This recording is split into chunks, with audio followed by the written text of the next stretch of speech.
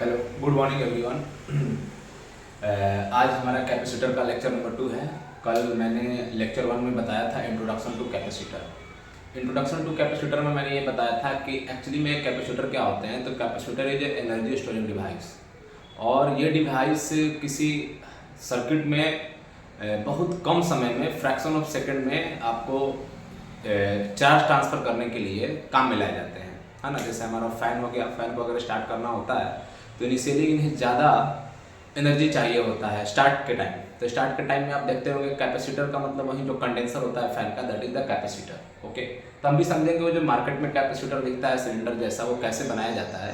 तो आज के लेक्चर पढ़ने के बाद हम लोग शायद उसको समझ पाएंगे। ठीक है, देखिए कैपेसिटर के बारे में मैंने बताया था कि कैपेसिटर जो होता है एनर्जी स्टोरिंग डिवाइस होता है, और मैंने इसमें एक टॉपिक बोला था कैपेसिटेंस। कैपेसिटेंस क्या होता है? तो किसी कंडक्टर को अगर हम चार्ज देते जा रहे हैं, this is a conductor and if you are providing charge to this conductor, now what will happen? As we providing the charge to this conductor, its potential increases, and potential जैसे जैसे इसका increase करेगा तो charge देते जाएंगे और potential बढ़ेगा, और चार्ज देंगे और पोटेंशियल बढ़ेगा। लेकिन एक टाइम के बाद इसकी पोटेंशियल इतनी ज़्यादा हो जाएगी, चार्ज आप देते जाओगे तो इसमें चार्ज तो आते जाएगा, और चार्ज आने की वजह से पोटेंशियल भी बढ़ेगा। ठीक है, पोटेंशियल इसका इंक्रीज करेगा। पोटेंशियल क्या होता है? 1 divided by 4 pi epsilon nought q divided by r. अगर आपने इसको चार्ज कितना दिया है? प्लस की। ये बात समझते हैं। क्या हम इसको इनफाइनाइट चार्ज दे पाएंगे? तो मैंने बोला नहीं। क्यों नहीं दे पाएंगे?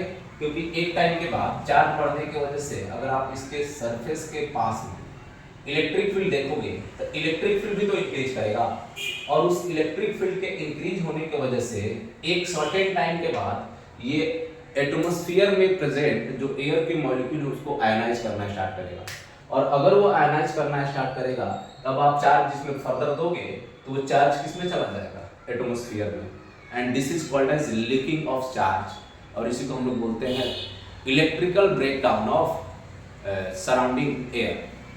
और इलेक्ट्रिकल ब्रेकडाउन होगा तो आप फर्दर चार्ज नहीं दे पाओगे। कैपेसिटेंस क्या होता है? तो कैपेसिटेंस के बारे में मैंने बताया था आपको कल कि कैपेसिटेंस किसी भी कंडक्टर के लिए डिफाइंड है Q बाई V। इसका मतलब ये है कि the amount of charge required. Capacitance का मतलब क्या है? ये मैंने एक कंडक्टर माना, और इस कंडक्टर का वोल्टेज पोटेंशियल 1 वोल्ट से इंक्रीज करने के लिए जितना इसमें चार्ज मुझे ऐड करना पड़ा, that value is known as capacitance. ठीक है, और कैपेसिटेंस की यूनिट क्या होती है? तो कैपेसिटेंस की यूनिट होती है, अगर देखें चार्ज की कूलम और इसकी वोल्ट, तो कूलम पर वोल्ट, इसे हम लोगों ने नाम क्या दिया? फैराड। और फैराड के बारे में मैं बता दूं, ये बहुत लार्ज यूनिट होता है कैपेसिटेंस का। जो प्रैक्टिकली हम लोग यूज करते हैं यूनिट, वो माइक्रो फैराड यूज करते हैं, और 1 माइक्रो फैराड में 10⁻⁻⁶ फैराड, या नैनो फैराड यूज कर सकते हैं। नैनो मतलब 10⁻⁹ या फिर पिको फैराड यूज होता है, और पिको का मतलब 10⁻²। ओके, यहाँ तक हम लोग समझ गए थे। अगर हमसे कोई पूछे कि 1 फैराड का डिफिनीशन क्या है, what is the definition of 1 farad, तो देखिए यहाँ से समझिए। अगर मैं इसको 1 ले आना चाहता हूँ तो इसको भी 1 रखना पड़ेगा और इसको भी 1, यानी अगर Q is equal to 1 coulomb, 1 coulomb charge देने की वजह से किसी कंडक्टर का वोल्टेज 1 वोल्ट से इंक्रीज करता है। कितना से?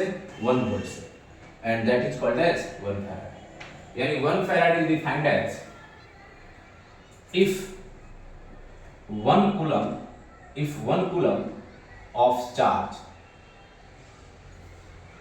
is provided, 1 coulomb of charge is provided to a conductor due to which its potential increases। अगर चार्ज दोगे तो पोटेंशियल बढ़ेगा, चार्ज लॉस कराओगे तो पोटेंशियल घटेगा।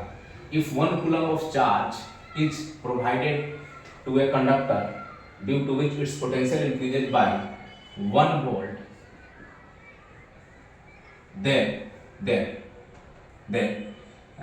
then capacitance of this conductor will be 1 farad. उस कंडक्टर का कैपेसिटेंस कितना होगा? Capacitance of this conductor will be 1 farad. Okay, उस कैपेसिटेंस का उस कंडक्टर का कैपेसिटेंस कितना माना जाएगा? 1 farad. आप इसको ऐसे समझिए, अगर आप बोल रहे हो 1 farad को डिफाइन करना चाह रहे हो तो the amount of charge 1 coulomb charge should be required to increase its voltage by 1 volt, then 1 farad will be the capacitance of this conductor.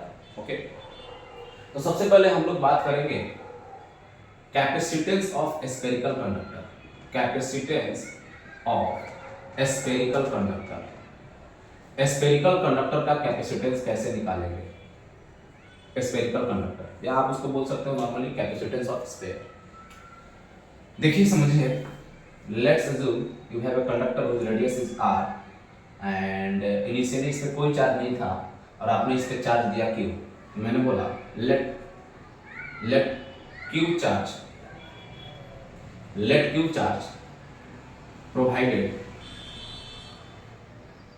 provided to a sphere of radius capital R. इस sphere का radius capital R है जिसे हमने कितना charge दिया? q charge दिया. अब charge दोगे तो पोटेंशियल बढ़ेगा. तो शुरुआत में मैंने इसको मेजर किया था, इसका पोटेंशियल 0 था, लेकिन चार्ज देने की वजह से पोटेंशियल अब v हो गया. कितना हो गया? v. बढ़ा ना, चार्ज दोगे पोटेंशियल बढ़ेगा. तो हम बोलेंगे increase in its potential due to provided. क्या प्रोवाइड किया हमने? चार्ज. तो चार्ज प्रोवाइड करने की वजह से पोटेंशियल इंक्रीज हुआ. तो इंक्रीज हमने मेजर किया, increase in its potential is equal to v. तो कैपेसिटेंस कैसे डिफाइन है? कैपेसिटेंस तो बोलता है कि अगर आप इसका 1 वोल्ट से इंक्रीज करने में जो चार्ज दे रहे हैं वही क्या होता है? कैपेसिटेंस. तो आपने q चार्ज दिया तो v वोल्ट इंक्रीज हुआ. कितना चार्ज दिया? तो q चार्ज की वजह से v वोल्ट इंक्रीज करने के लिए q चार्ज दिया. तो 1 वोल्ट के लिए कितना दोगे? q by v. q by v यही होता है कैपेसिटेंस. बस मैंने भी तो बताया. तो c will be equal to q by v. Okay, अब हमें पता है, हमने जो चार्ज दिया होगा वो हमें वैल्यू पता होगा और वोल्ट मीटर के हेल्प से इसका क्या मेजर कर लेंगे? पोटेंशियल. तो पोटेंशियल का वैल्यू आपको पता है कितना होता है? 1 divided by 4 pi epsilon not q by r. ये होता है हमारा पोटेंशियल. अगर आपने इस पे चार्ज कितना दिया? q, तो इसका पोटेंशियल कितना हो जाएगा? Capital Q. इसका पोटेंशियल कितना होगा? 1 divided by 4 pi epsilon not q by r. Okay, तो कुछ नहीं करना है, जो चार्ज दिया आपने q और चार्ज देने की वजह से पोटेंशियल है, उस पोटेंशियल का वैल्यू लिख दीजिए 1 divided by 4 pi epsilon not q by r. q से q गया, कितना हो जाएगा ये? 4 pi epsilon not into r. यानी स्फेरिकल कैपेसिटर का capacitance 4 pi epsilon not r होता है.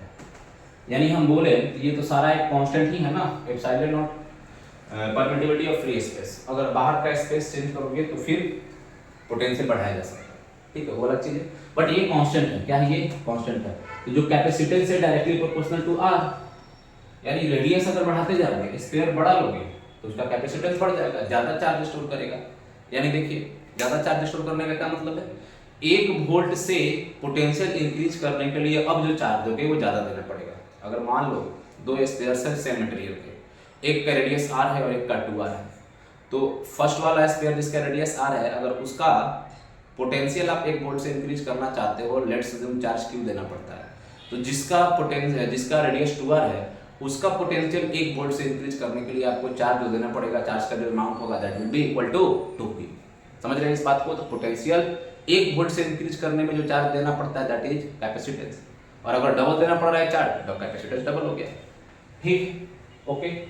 तो हम एक बात करते हैं कि जो कैपेसिटेंस होता है ये R पे डायरेक्टली प्रोपोर्शनल होता है. किस पे प्रोपोर्शनल होता है? R पे. अगर कोई हमसे ये बोले कि अगर मैं इस स्फीयर का वॉल्यूम डबल करूंगा तो क्या कैपेसिटेंस डबल हो जाएगा?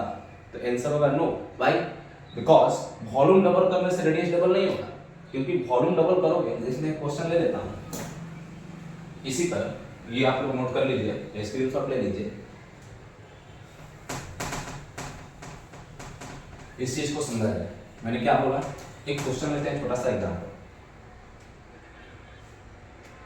क्वेश्चन ये है, if volume is doubled then capacitance will be how much times, ये आंसर है हमारा। तो देखिए वॉल्यूम डबल किया आपने, इसका वॉल्यूम भी था, इसका वॉल्यूम कितना कर दिया डबल, 2 भी, ये भी इधर वॉल्यूम, ये क्या है वॉल्यूम, तो मैंने क्या किया वॉल्यूम को डबल कर दिया, 2 टाइम्स, आप 2 टाइम्स वॉल्यूम हो गया। ओके ठीक है, वॉल्यूम से क्या होगा, अब हम बोले जो कैपेसिटेंस इसका है, लेट्स अज्यूम इसका कैपेसिटेंस मैं सी बोल रहा हूँ, 4 पाई एप्सिलॉन नॉट आर, 1 मैं बोल देता हूँ, इसको C1 बोलता हूँ, तो और इसका कैपेसिटेंस कितना हो जाएगा 4 पाई एप्सिलॉन नॉट R2, ऐसे समझिए। इसके वॉल्यूम का आप V1 बोल दीजिए और इसके वॉल्यूम को कितना बोल दीजिए V2, और मुझे ये पता है कि ये डबल है V1 का, क्योंकि डबल किया मैंने वॉल्यूम को। इससे कैपेसिटेंस पे क्या फर्क पड़ेगा, तो स्फीयर का वॉल्यूम डबल कीजिएगा तो रेडियस निकालिए, रेडियस का रिलेशन, चलो वॉल्यूम क्या होता है स्फीयर का, इसका रेडियस R है, इसके वॉल्यूम को क्या लिखोगे 4/3 पाई R2 का क्यूब, क्योंकि इसके रेडियस को मैंने क्या मान रखा है R2 और इसके रेडियस को हमने क्या मान रखा है R1। तो जो इसका वॉल्यूम आप लिखोगे, वॉल्यूम इसका स्क्वायर 1 का 4/3 पाई इसका रेडियस का क्यूब, और मैं अगर दोनों को डिवाइड कर दूं तो V1 डिवाइडेड बाई V2 कितना आएगा 4/3 पाई R1 cube divided by 4/3 pi R2 का क्यूब, ये पाई 4/3 पाई चला जाएगा। अच्छा V1 बाई V2 का रेशियो यहाँ से आप ले लीजिए, V2 उधर जाएगा तो V1 बाई V2 का रेशियो 1/2 आएगा, चेक कीजिएगा, क्योंकि ये डबल है ना, तो इसके जगह पे आप क्या लिख दोगे 2V1, V1 कैंसिल हो जाएगा 1/2, इधर से क्या आया R1 cube divided by R2 का क्यूब, और अगर मैं यहाँ से ये रिलेशन लिखूं तो R2 कितना आ जाएगा, R2 will be equal to 2 times R2 की is equal to 2 times R1 की, ये 2 इधर जाएगा ये इधर आएगा, यानी R2 जो आएगा, सॉरी R2 जो आएगा ये 2 पावर 1/3 हो जाएगा, क्यूब रूट उधर जाएगा और ये R1। तो मैं ये बोल रहा हूँ कि कैपेसिटेंस अगर C1 4 पाई R1 है तो कैपेसिटेंस C2 कितना हो जाएगा 4 पाई एप्सिलॉन नॉट, और R2 का वैल्यू कितना आया है 2 पावर 1/3 R1। और आप देख लीजिए जो नया वाला कैपेसिटेंस आएगा C2, रेशियो निकाल लीजिए लास्ट में, C2/C1 कर दीजिए, C2/C1 इज इक्वल टू ये कितना है 4 pi epsilon not 2 power 1/3 R1, और ये है 4 पाई एप्सिलॉन नॉट R1 से R1 गया एप्सिलॉन नॉट से, यानी ये कितना आ जाएगा 2 पावर 1/3। तो कैपेसिटेंस बड़ा है नो डाउट। अगर मैं बोलूं यहाँ पर तो जो कैपेसिटेंस अगर शुरुआत में C था, तो अब जो नया वाला कैपेसिटेंस हो जाएगा वो कितना हो जाएगा, ये C उधर जाकर के मल्टीप्लाई होगा तो C2 इज इक्वल टू कितना हो जाएगा 2 पावर 1/3 C1।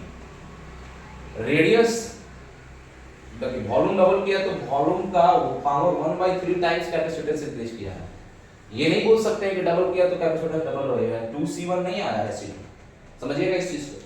तो मैंने ये बोला कि अगर एरिया डबल करोगे तो एरिया वाला रिलेशन निकालते हैं, एरिया क्या होता है स्क्वायर का 4 पाई R², तो उस हिसाब से आप, और वहां पे देखोगे अगर एरिया डबल किया जाता तो ये कितना आता है 2 पावर 1/2, लेकिन अगर रेडियस डबल कर दिया जाए, इस चीज को समझिए, मैं सारी चीजों को डबल करके एक बार आपको दिखाता हूं। अगर डबल क्या कर दिया जाए रेडियस सॉरी डबल क्या कर दिया जाए एरिया, स्फीयर का एरिया अगर मैं डबल कर दूं तो क्या होता है, इनिशियली सरफेस एरिया का मैं बात कर रहा हूं, इनिशियली इसकी कैपेसिटेंस C थी, रेडियस R थी और एरिया A था, ठीक है। आपने इसको डबल कर दिया तो एरिया 2A हो गया, जिसको आप A2 बोल रहे हो, रेडियस पता नहीं R2 निकालना पड़ेगा, एंड जो कैपेसिटेंस आएगा जिसको मैं C डैश बोल देता हूँ वो पता करते हैं, यानी ये क्वेश्चन बन गया, ठीक है। तो आप क्या करोगे, बोलोगे कैपेसिटेंस जो C है ये होगा 4 पाई एप्सिलॉन नॉट R, ये तो R पर डिपेंड करता है, और यहाँ का जो कैपेसिटेंस आएगा C dash 4 pi epsilon not R2, क्योंकि इसकी रेडियस कितनी है R2, और R2 को R के टर्म में निकाल के फिर कंपैरिजन कर लोगे, कैसे, तो एरिया जो है इसकी एरिया जो है वो 4 पाई R², और इसकी एरिया जो होगी वो कितनी होगी, area A2 will be equal to 4 pi R2², और ये डबल है, तो मैं क्या बोल रहा हूँ कि जो A2 है ये 2 टाइम्स A1 है, तो A1 का वैल्यू रखो 4πr² और A2 2A1 किसके बराबर है, A2 के बराबर, और A2 कितना है 4πr2 का स्क्वायर, 4π से 4π गया, और यहाँ से देखो R2 square is equal to 2 times R square, और R2 कितना आ जाएगा 2 पावर 1/2 R। मैंने बोला देखिए वॉल्यूम में क्या होगा 1/3 और इसमें क्या है, तो कैपेसिटेंस निकालने के लिए जैसे ही R पता चला तब जो नया वाला कैपेसिटेंस आएगा, नया वाला जितना रेडियस होगा उसको रख दो यहाँ पे, तो 2 पावर 1/2 R। तो मैं अगर ध्यान से आपको यहाँ पे दिखाऊं 4πε0 R इनिशियल कैपेसिटेंस है, मैं इसको ऐसे लिख रहा हूँ 4πε0 R इंटू 2 पावर कितना है 1/2। तो आप इसको देखो ध्यान से, ये क्या है C इनिशियल कैपेसिटेंस, मतलब कैपेसिटेंस अभी भी इंक्रीज किया है, नो डाउट कैपेसिटेंस इंक्रीज किया है, जो C' आया वो कितना आया 2 पावर 1/2 C, ये इनिशियल कैपेसिटेंस था C। बट अगर रेडियस डबल कर दें सीधे कैपेसिटेंस डबल होता है। फर्स्ट केस में मैंने क्या किया वॉल्यूम डबल किया तो कैपेसिटेंस इंक्रीज हुआ कितना टाइम्स 2 पावर 1/3 टाइम्स। जब मैं सेकंड केस में एरिया डबल किया, इधर से इधर मैंने क्या किया सरफेस एरिया डबल किया मैंने। और अगर मैं रेडियस डबल कर दूं, इफ रेडियस इज डबल, अगर आप रेडियस को डबल करोगे तो जो इनिशियल कैपेसिटेंस होगा वो 4πr होगा, और जो C' होगा वो कितना हो जाएगा 4π, डबल करोगे तो 2r रखोगे, ये सीधे डबल हो जाएगा 2 4π 2 आगे रख लो 4πε0 R, और ये तो है इनिशियल कैपेसिटेंस, तो जो C' आया वो डबल हो चुका है 2 टाइम्स C के इक्वल। ये बात ध्यान रखिएगा, कभी कभी पूछ लिया जाता है। अच्छा मैं एक बात और बताना चाहता हूँ, कैपेसिटेंस जो है स्फीयर का वो बढ़ तो रहा है वो अलग बात है, लेकिन मैं एक बार अगर ये बात आपसे बोलूं कि कैपेसिटेंस होता क्या है, तो कैपेसिटेंस याद रखना है the amount of charge required to raise the voltage of a conductor by 1 volt, that is the capacitance. ठीक है, तो मैंने ये बात बताया स्फेरिकल अगर कंडक्टर दिया है और उस पर वोल्टेज, और अगर आप क्यू चार्ज दे रहे हो, क्यू चार्ज से भी वोल्टेज इंक्रीज हो रहा है, तो capacitance equal to Q by V। Experimentally कैसे पता करोगे, तो लैब में पता करने का तरीका यही है कि कंडक्टर ले लो, कंडक्टर लेने के बाद क्या करो, आप उस पर अमाउंट ऑफ चार्ज जो दोगे वो आपको पता होगा कि मैंने क्यू चार्ज दिया है, उसकी वैल्यू पता होगी, और उसकी वजह से जितना उसके वोल्टेज में इंक्रीमेंट आया उसको मेजर कर लो, और क्यू को डिवाइड कर दो V से, जो भी वैल्यू आएगा that will be the capacitance. ठीक, ओके। अब मैं आपको ये बताने वाला हूँ कि अगर मैं चाहता हूँ कि स्फेरिकल कैपेसिटर का कैपेसिटेंस बहुत बड़ा हो, तो उसके लिए रेडियस बहुत बड़ा होनी चाहिए, क्योंकि कैपेसिटेंस किस पर डिपेंड कर रहा है C पे। तो प्रैक्टिकली कितना बड़ा रेडियस कर सकते हैं, तो अगर हम लोग अर्थ पे रहते हैं तो बहुत बड़ा स्फीयर बना भी सकते हैं, तो एक ही है हमारे पास पॉसिबिलिटी अर्थ, यानी अर्थ को अगर मैं एक स्फेरिकल कैपेसिटर मान लूँ और ये देखूँ कि इसकी कैपेसिटेंस मैक्सिमम कितनी आ सकती है, वो कैलकुलेट कर ले तो थोड़ा अच्छा लगेगा, है ना। आइए इसको कैलकुलेट करते हैं, आप इसको एक बार स्क्रीनशॉट लेना चाहे ले सकते हैं। ठीक है,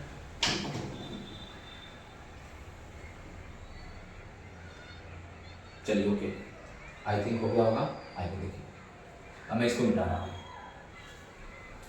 capacitance of earth, capacitance of अर्थ, ये हमारा अभी हेडिंग है कि अर्थ की कैपेसिटेंस कितनी होगी, अर्थ की कैपेसिटेंस कितनी होगी। तो अर्थ की कैपेसिटेंस के लिए हमें एक बात पता होना चाहिए, अर्थ की रेडियस। तो अर्थ की जो रेडियस होती है अप्रॉक्स 6400 किलोमीटर होती है, 6400 kilometre. Capacitance of earth, capacitance of earth, earth की कैपेसिटेंस कितनी आ सकती है। तो मैंने बोला जो इसकी रेडियस अर्थ एक स्फीयर है, स्फीयर ही मानोगे, है ना, उसके शेप पे ज्यादा नहीं जाओगे कि चपटी है क्या, स्फेरिकल कंडक्टर मानोगे। ओके, इसकी जो रेडियस है वो होती है 6400 किलोमीटर, एंड ऐसा यूनिट में कन्वर्ट कीजिएगा तो कितना हो जाएगा 6400 इंटू 10⁻³ मीटर। एंड मैंने अभी बताया कैपेसिटेंस का फार्मूला क्या होता है 4πε0 R। तो एक काम कीजिए, इसकी वैल्यू आपको पता है 4πε0 की वैल्यू होती है 9 इंटू 10⁹, ये होती है, ऐसा यूनिट में ही होती है। और अगर 1/4πε0 है तो ये 1/9 हो जाएगा। मैं इसको ऐसे लिख सकता हूँ 1 डिवाइडेड बाई 9 इंटू 10⁻9 और आर की वैल्यू कितनी है 6400 10⁻3 मीटर।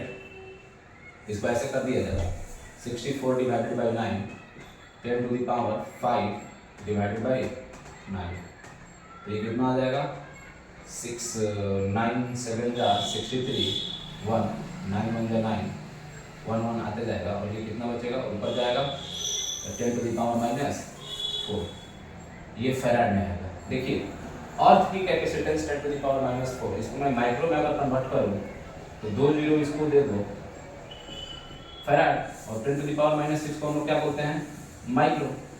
तो जो अर्थ की कैपेसिटेंस आई है वो आई है 4117 माइक्रो फैराड। इसीलिए मैंने आपको बताया भी था कि अर्थ से बड़ा तो प्रैक्टिकली कोई पॉसिबल नहीं है स्फेरिकल कंडक्टर, और अर्थ की जो हमारा कैपेसिटेंस आया है वो 411 माइक्रो फैराड आया है। ओके ठीक है, अर्थ की कैपेसिटेंस मैंने निकाला, ठीक है, कोई दिक्कत नहीं हुई होगी आपको। अगर सिंगल कंडक्टर ले रहे हैं तो कैपेसिटेंस कुछ खास हम लोग ज़्यादा बढ़ा नहीं पा रहे हैं, ठीक है। तब हम लोगों ने क्या दिमाग लगाया कि एक्चुअली में कैपेसिटेंस बढ़ा ना पाने का प्रॉब्लम समस्या क्या है, व्हाट इज द रीजन। मैंने बोला कि आप इसको चार्ज जितना ज़्यादा देते जाओगे, चार्ज देने की वजह से इसका क्या होगा पोटेंशियल बढ़ेगा, और पोटेंशियल बढ़ेगा तो पोटेंशियल बढ़ना मतलब अब ये हाई पोटेंशियल पर अगर होगा और आप अगर इससे किसी इलेक्ट्रिकल इंस्ट्रूमेंट को जोड़ दोगे और इसके दूसरे वाले एंड को 0 वोल्टेज पे अगर रखोगे, ये भी हाइयर वोल्टेज और ये लोअर वोल्टेज, तो हाई वोल्टेज से चार्ज फ्लो करके लो वोल्टेज पे जाता है और लो वोल्टेज पे जाएगा तो ये इस इलेक्ट्रिकल अप्लायंस से पास होगा, और इलेक्ट्रिकल अप्लायंस से पास होगा तो इलेक्ट्रॉन अगर पास होता है, चार्ज अगर पास होता है तो आपको वर्क मिलेगा, है ना। कहीं भी आप देख लीजिए बिजली जिसको हम बोलते हैं इलेक्ट्रिसिटी, तो वो चार्ज के फ्लो से ही आप वर्क ले पाते हो, चाहे आप अपना फैन चला रहे हो, बल्ब जला रहे हो, जो भी इलेक्ट्रिकल अप्लायंस है। मतलब मैंने बोला कि क्यों ना इसको, अब आप चाहोगे क्या कि इसको अगर बहुत ज़्यादा चार्ज दिया जाए तो पोटेंशियल ज़्यादा होगा, और ये कब तक फ्लो करेगा, जब तक, अब जैसे ये फ्लो करेगा इधर से इधर, चार्ज घटेगा पोटेंशियल घटेगा, और फ्लो तब तक होता रहेगा जब तक इधर का पोटेंशियल और इधर का पोटेंशियल बराबर ना हो जाए, क्योंकि चार्ज फ्लो करता है पोटेंशियल डिफरेंस की वजह से। करंट इलेक्ट्रिसिटी में आप जानिएगा इस चीज़ को, या क्लास 10th में आप पढ़ते थे ओम्स का लॉ, है ना, वो चीज़ ध्यान रखिएगा, ठीक है। तो आपको क्या प्रॉब्लम आ रही है इसको इनफाइनाइट चार्ज देने में, तो प्रॉब्लम मैंने बताया था फर्स्ट क्लास में इंट्रोडक्शन में कि अगर मैं बहुत ज़्यादा चार्ज दे रहा हूँ तो यहाँ का जो इलेक्ट्रिक फील्ड है सरफेस पे वो इंक्रीज करेगी, और एयर के लिए आपको मैं बता दूँ 3 × 10⁶ वोल्ट मीटर जैसे इलेक्ट्रिक फील्ड का पावर हो जाएगा तो ये स्टार्ट क्या करने लगेगा, ये जो है वैल्यू है ना इलेक्ट्रिकल ब्रेकडाउन का वैल्यू है। इलेक्ट्रिकल ब्रेकडाउन का मतलब एयर के इंसुलेशन को ये ब्रेक कर देगा, है ना, एयर आयनाइज होने लगेगा, और अगर एयर आयनाइज होने लगेगा तो आप इसमें चार्ज दोगे तो इसमें नहीं ठहरेगा, वो एयर में चला जाएगा, तो leakage of charge takes place, charge leak करना स्टार्ट कर जाता है, मतलब इससे ज़्यादा हम स्टोर नहीं कर पाते। तो हम एक उपाय क्यों ना लगा दें कि अगर इस पॉइंट का पोटेंशियल एक टाइम के बाद इतना ज़्यादा हो जा रहा है कि चार्ज लीक करने लग रहा है, तो कोई तिकड़म लगा करके, कोई दिमाग लगा करके हम इसके पोटेंशियल को अगर डिक्रीज कर दें तब क्या होगा, तब और आप ज़्यादा चार्ज दे पाइएगा, है ना। तो हम लोगों ने क्या किया, पैरेलल प्लेट कैपेसिटर का कॉन्सेप्ट लाया। पैरेलल प्लेट कैपेसिटर में क्या होता है, दो प्लेट्स को पैरेलल रखा जाता है, और दो प्लेट को पैरेलल रखने से किस तरह से कैपेसिटेंस इंक्रीज होता है, कैसे कैपेसिटेंस इंक्रीज हो जाता है, इस चीज़ के बारे में हम लोग नेक्स्ट लेक्चर में देखेंगे। ओके, तब तक के लिए आप वीडियो में कमेंट जरूर कीजिएगा। आपको अगर ये बेनिफिशियल लग रहा है मेरा लेक्चर तो आप कमेंट करके बताइएगा, और हो सकता है किसी तरह का अगर सुधार चाहिए, करेक्शन चाहिए तो आप ज़रूर बताइएगा, ठीक है, क्योंकि मेरा इनिशियल फेज है वीडियो लेक्चर में, और आपकी एडवाइस को मैं बिल्कुल सुनूंगा, और अगर सही एडवाइस होगी तो उसमें मैं प्रयास करूंगा उसको ठीक करने का, ठीक है।